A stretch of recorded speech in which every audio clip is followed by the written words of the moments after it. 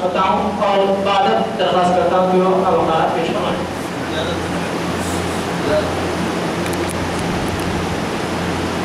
السلام علیکم ورحمۃ اللہ وبرکاتہ. مجلس مذاکرہ کے صدر نشین ہمارے جناب مولانا سید عبدالرشید صاحب،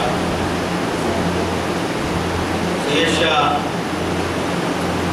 قطبی حسینی صاحب قبلہ، سید شاہ ولی اللہ حسینی صاحب قبلہ، اور حضرت سید عبدالغفار صاحب قبلہ، علماء اکرام، ڈاکٹر منظور زخمی صاحب، اور مجلس مرفان حضور خواجہ بندہ نواز کی صدراس کے صدر نشین، عہدیداران اور اراکین، حاضرین مجلس، السلام علیکم ورحمۃ اللہ وبرکاتہ. حضرات، ابھی آپ نے سنا کہ انگریزی میں مقالہ پیش کیا جانے والا ہے، اور واقعہ ہے کہ انگریزی کے ذریعے بہت دور دور تک یہ پیغام پہنچ سکتا ہے، اور میں چاہوں گا کہ 2-3 منٹ میں اس کا خلاصہ ہمارے مولانا اویس صاحب بعد میں بیان کریں گے اردو میں کہ میں نے کیا جو کچھ پڑھا ہے اس کا خلاصہ. اور تیسری بات یہ ہے کہ ہمارے یہاں صدر شعبہ اردو کا ایک پیریڈ ہوتا ہے 2 سال. اس سال میں میرے بعد والے جو دوسرے صاحب ہیں اور میں شعبے کا پروفیسر ہوں، 2 سال میں وہ چینج ہوتے ہیں. بہرحال مجھے بڑی خوشی ہوئی، اور یہ جو نئی کھیپ علماء اکرام کا ایک نیا زاویہ جو ہے یہاں بنا ہے، اور اس کی سرپرستی مولانا سید عبدالرشید صاحب اور دیگر علماء نظامیہ فرما رہے ہیں. تو حضور بانی جامع نظامیہ کی حیات اور شخصیت اور ان کے کارناموں، ان کا کنٹریبیوشن کیا ہے ایکچولی، وہ ان حضرات کے حوالے سے بہرحال پہنچ رہا ہے. میرا آج کا عنوان ہے شیخ الاسلام حضرت مولانا انوار اللہ شاہ Farooqui as a revivalist of the country. The period in which Maulana Anwar Allah Farooqi alayhi rahmah born British were the rulers and were in power. Christianity was establishing under them and preparing such a literature, especially through which organized objections were imposing and establishing over the Islam and its believers. Among the believers of Islam, those who wanted to understand on the basis of wisdom, they were neither in a position nor be able to reply the non-believers of Islam, and were being impressed by them and were becoming subdued and not in a position to reply the non-believers as a result, and considering that the thoughts of those non-Muslims are right, and where they were understanding like this, and were including those thoughts in their respective publications, started and bringing out the new thoughts of non-Muslims. Somewhere, having been denied the miracle of lunar issues, reinterpretation and educations were given as their own thinkings and wisdoms. Somewhere, new attacks were started on the prophethood and prophecy also. These all were carried through books which were written for the progress of Urdu languages. Urdu language کی ترقی کے لیے جن کتابوں کو لکھا جا رہا تھا انگریزی سرکار کے زیر سرپرستی، اس میں مذہبی کتابوں کے اندر بھی جو حقیقت میں جو واقعتاً اسلام کے عقائد ہیں ان پر شبخون مارا جا رہا تھا. اس پر نظر تھی ہمارے بانی جامع نظامیہ کی، جو مقاصد الاسلام کے تحت اور دوسرے کتابوں کے ذریعے انہوں نے اس کا بہترین رد فرمایا. The real preaching had become cold. The Sufism was either confined to the books or remained to the extent of the sophistic dresses. As a result, the morals, characters, self-respect, the sophistic exercises and humanity in their prayers, benevolence and politeness, selfishness and selflessness and sacrifices, etc., which are essential matters and affairs, were not operative neither in the practical lives of the common people, nor in the celebrities or well-known persons. Under these circumstances, it became essential that there must be in lieu of the person who bears all these required matters by which the external and internal information and resultant work may be achieved as the Almighty Allah is always merciful over the misguidance and destruction made Hazrat Maulana Muhammad Anwarullah Farooqi to war for the upliftment and reforms of the Muslims. Since childhood, his life is the reflection and echoing of his Islamic morality. His favorite hobbies were performing the prayers, teaching, compilation and writing the books and reformation of Muslims. The influence of his practical and educational activities has extended not only to his friends and teachers but also reached to the nobles and emperor of that period. Hazrat Shaykhul Islam, with his silence, bestowed his attention towards the believers of Islam. He has given his services to Princess of Asif Jah, family of Hyderabad, which itself is a great achievement. There is an Arabic saying that An-nasu ala dini muluki means the nation follows the religion what the sovereignty authority adopts. लोग अपने बादशाह के दीन पर होते हैं के तहत बहुत सारे लोग बादशाह के दीन पर चलने की कोशिश करते हैं। तो हमारे बानी जामे निज़ामिया ने पहले बादशाह को यानी मीर उस्मान अली खां जो निज़ाम हफ्तुम थे उनको और उनके वालिद मीर महबूब अली खां निज़ाम शिशुम निज़ाम हफ्तुम और मीर उस्मान अली खां के दोनों फर्जंदान मौज़म जा और आज़म जा, इन तीनों की तरबियत, इन तीन नस्लों की आसिफ जाही सल्तनत की आपने तरबियत फरमाई।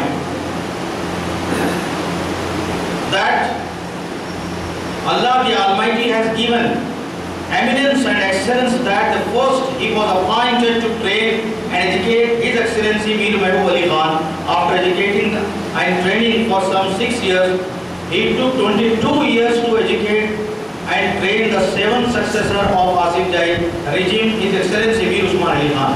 He not only corrected the belief, the thinking and inclination towards Islam of Asif Jahi kings, but also the beliefs of common people and their thinkings were too corrected. Hazrat Shaykhul Islam struggled his best to mold the society, country, Muslim nation in an Islamic ideal goal, and he kept himself busy throughout his life due to his struggle. The results were appreciable.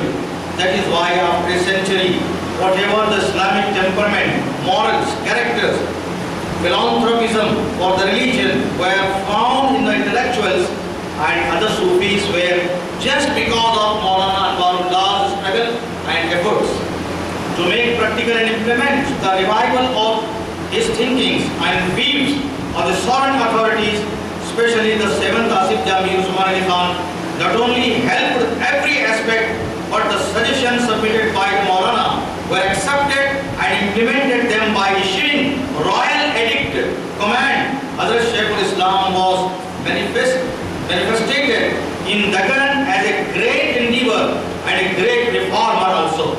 It was the will of Allah which kept him busy and engaged in important matters and reforms.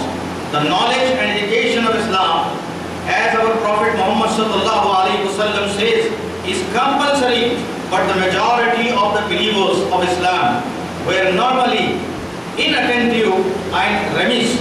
Maulana had overcome this inattentiveness, and this was also reformed and revived by giving a practical shape in the wordings of Muslim jurist Maulana Abdul Hamid, the then Vice Chancellor of Jamia Nizamiya Hyderabad Deccan.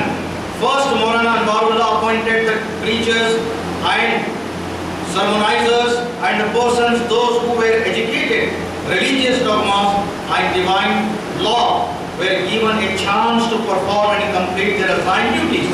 In addition, many schools were started, the earlier established and the same existing schools were obtaining the list of schools. Those schools were given financial aid by the government. Hazrat Maulana Muhammad Anwarullah Farooqi Fazilat Jang implemented reformations for the believers of Islam. In addition to the reformations and the judgments of religious suits, the matters of country belonging to political matters, numerous reformations were made. When whenever there were controversies between the British rulers and the rulers of Asifia, due to the negotiations offered by Maulana Anwarullah, the controversies were kept aside, and the House Maulana was deeply influenced over the government. Professor Ilyas Barni writes, वज़ीर finance Clancy और हुकूमत आसिफिया के माबैन जब कभी ऐसी कोई मुनाकशा, जब कोई ऐसा कोई बात पड़ जाती है, बेचैनी या कुछ उलझनें पैदा हो जाती, तो मौलाना अनवारुल्लाह तन्हा थे जो बीच में जाकर के ऐसी बात करते थे, फैसला ऐसा फरमाते कि उधर फाइनेंस ऑफिसर वज़ीर फाइनेंस क्लैंसी और इधर आसिफिया हुक्मरान मुतमईन हो जाते। इसके बारे में professor Ilyas Banni rights, Maulana Anwarullah was a personal specifically selected teacher of His Excellency Nawab Mir Usman Ali Khan, who was having the capacity to influence the government with his impressive and efficacious personality. He was effectuate and more influential and extraordinary and unprecedented personality, who was capable enough to make the government's pan inclined, by which the dignity and splendor of nobles may reveal. Apart from all these, the other dignified officers were also under the influence of Maulana. Professor Ilyas Barni writes that the Clancy, the then finance minister, confessed and believed the influence of Maulana Anwarullah Farooqi to a maximum extent. All these events reveal and showed the influential and dignified personality of Maulana Anwarullah Farooqi Fazilat Jang, Bani Jami Nizamiya, founder of Jami Nizamiya. Hazrat Shah Waliullah Muhaddis Dehlavi alayhi rahmah, though acquired a prominent place in the information of Muslim society, and he never claimed as he is a reformer and revivalist, yet he produced all the requirements for revivalization. He unveiled the moral and spiritual effects of the nation. For this, he wrote many books, and he started making the people to understand Holy Quran and Hadith also. Then his successors, Hazrat Shah Abdul Aziz Muhaddis Dehlavi, accelerated and enhanced his work. After Shah Waliullah and Shah Abdul Aziz, the reformation work of the society with comprehensiveness was done in every field of practical life, and to lead the nation as well as the Muslims. A personality comes before us. Is the best and paragon personality of Hazrat Shaykhul Islam, Maulana Shah Muhammad Anwarullah Farooqi, founder of Jami Nizamiya and the founder of Azhar-e-Hind Jami Nizamiya Hyderabad Deccan, who dedicated his whole life for the service of the nation and the Muslims of the country. Though we find many religious intellectuals, thinkers, we have led the Muslims by their character, endeavorness, revivalism, and by their publications and bringing out their books and compilations. Among these reformers, especially the name of Maulana Ahmad Rada Khan is very prominent and famous, and here in Deccan, Hazrat Maulana Anwarullah Fazilat Jang was proved as an exceller because of his revival and memorable recordings. The entire Deccan had become a victim of fun, support and amusement, luxury, enjoyment,